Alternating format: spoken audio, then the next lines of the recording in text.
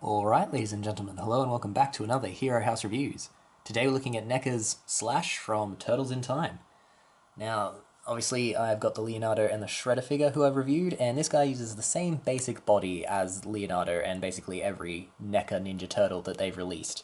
So, joints are pretty much the same, articulation's not amazing, but that's not what they're going for. And it's still quite good, you can almost do the splits with his legs.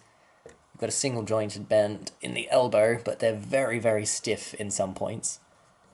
Wrist is on a swivel, head on a ball joint. But what is impressive about this figure is just the sculpt is so good. He's so fun, he pops on a shelf. I'll get in a bit close. This is an accessory, obviously, his sword, which, great. Paintwork's a bit weird and questionable, but I think they're going for the design from the game. Then his face obviously has a lot of character to it. The shell, the belt, paintwork's a little bit sloppy on the belt, which is disappointing. Then going around. Feet, nicely done, but the paintwork again, they haven't continued the pixelated effect on other areas down onto his feet, so they kind of stand out when you have him standing there. So, interesting, a very interesting figure. One I'm glad I picked up, especially when you swing him around. Look at that. That is insane sculpting work on that shell. He just looks incredible. Although, I am still so disappointed that they named this dude Slash. I mean, this was the perfect time to name a turtle Picasso. I know he's not an Italian Renaissance painter, but he fits with the overall painter theme. So, it would have been a much better name than just Slash, which is incredibly dull. Don't have too much more to say about that. I mean, his articulation, again, just be aware he's not the most posable figure, but he still looks exceptional, especially when paired with the other turtles.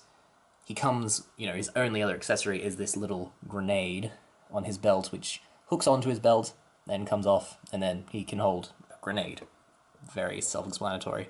So accessories, he's not got heaps, but he has got a very, very impressive design to him. Unfortunately, his balance could be a bit better, but in terms of just making this thing look phenomenal, they've knocked it out of the park. So, price point wise, he's a bit more expensive than a Marvel Legends. Not terribly expensive, but you're paying more than a Marvel Legends figure. You're getting a better sculpt, but you're getting worse articulation and not as many accessories. So, 3.5.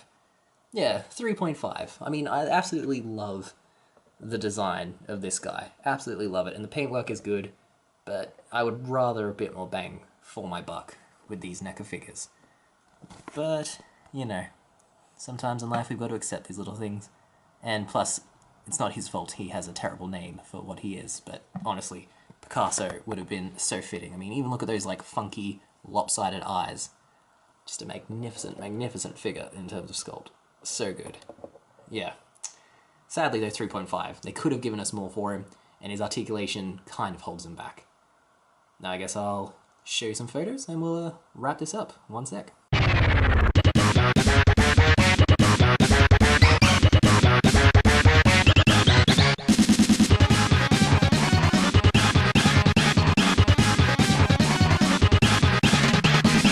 Okay, folks, and there you have him. Neca's Turtle in Time Slash. Now, again, I had a lot of fun taking those pictures, and as you can see, he looks great. He goes so well with the other turtles in the line. He scales really well with Leo and everyone. Height-wise, compared to some other figurines, we've got Impactor here from Transformers. As you can see, Slash is a fair bit shorter. None of the turtles are particularly tall. Let's get Bishop from Marvel Legends. Bishop, is almost 2 feet taller if you're doing that in scale. Bishop absolutely towers over him. Who else? DC Collectibles, Red Hood, who might not even fit in the camera, he's so much taller. Just barely. So yeah, he's a little dude. Although he's got chunk to him because of the shoulder pads and everything, so that adds mass. He's very well painted, apart from the belt, which is a little bit sloppy, but then you've got all the, pixelation and stuff, so he just looks incredible. He is a nice figure to have. If you're a fan of the game or a fan of the Ninja Turtles, I would pick him up. Personally, I've never played the game. I just picked him up because he looked interesting, and I'm pleased with him, but again, he needs more accessories slash articulation to justify being more expensive than a Marvel Legends figure. So yeah, 3.5 out of 5, still very solid, and if you're into it, I would definitely recommend picking him up. If you have no interest, it's something you can pass on. Alright, I guess that's it. Thanks for watching. If you want to see more, we have plenty of reviews, we have Hero House, and we have figure fights. We update something at least once a week these days. So yeah, please like and subscribe, and hopefully I'll see you again. Bye!